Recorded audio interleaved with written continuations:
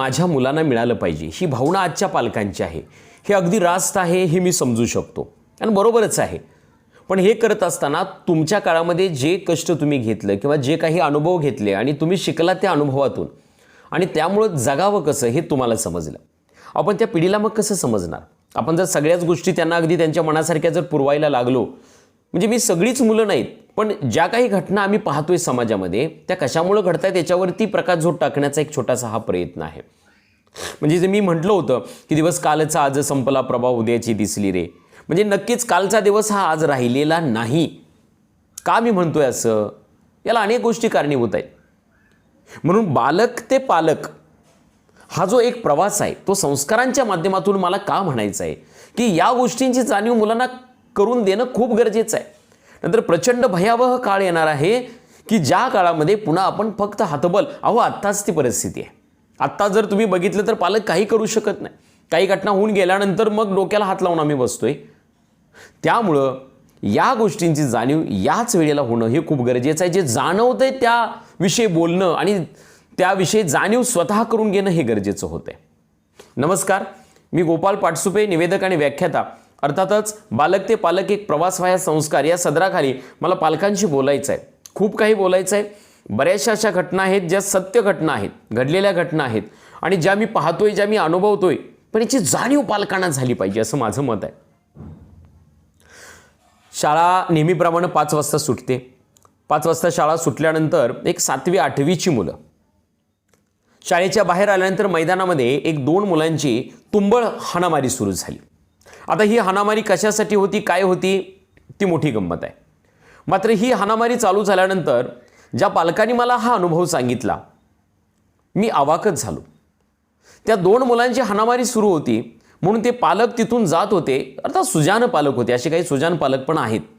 त्या सुजान पालकांनी त्या 2 मुलांना थांबवलं की बाबांनो, कशासाठी भांडणं चालू आहेत किंवा काय, त्यांना अडवण्याचा प्रयत्न केला, पण ती ऐकण्याच्या मनस्थितीमध्ये ती मुलं नव्हती.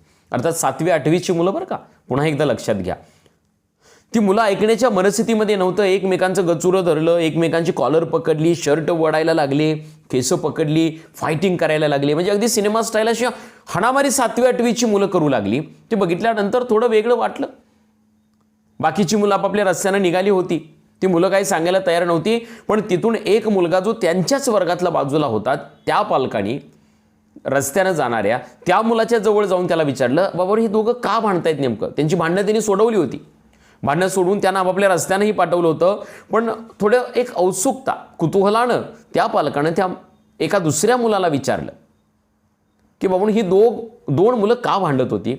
त्यावेळेला त्याचं जे उत्तर मिळालं ते इतकं भयानक होतं की तुम्ही कल्पनाही करू शकणार नाही.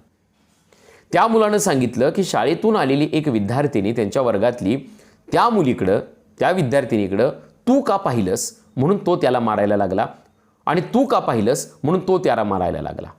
म्हणजे एका मुलीकडं, एका विद्यार्थिनीकडं 7वी 8वीतल्या तू का पाहिलंस म्हणून मारामारी करणं हे कशाचं द्योतक आहे आणि हे कशाचं लक्षण आहे हे जाणीव करून घेणं खूप गरजेचं आहे. आणि म्हणून मला सांगायचं आहे की एक काळ असा होता, अगदी तुमचाही काळ आठवा, की वयात आलेली मुलं देखील मुलींच्याकडे पाहायचं म्हटलं तरी लाजत होती, घाबरत होती. लहान मुलांचा तर विषयच वेगळा, त्यांना काही गोष्टींची कल्पनाच नव्हती. मात्र 7वी 8वीची मुलं जर या कारणासाठी आज जर आपापसात जर भांडू लागली, तेव्हा ज्या पालकानं हे कारण समजून घेतलं, त्याला मी विचारलं पुढे की बाबा मग पुढं तुम्ही काय केलं, पुढं काय झालं नेमकं.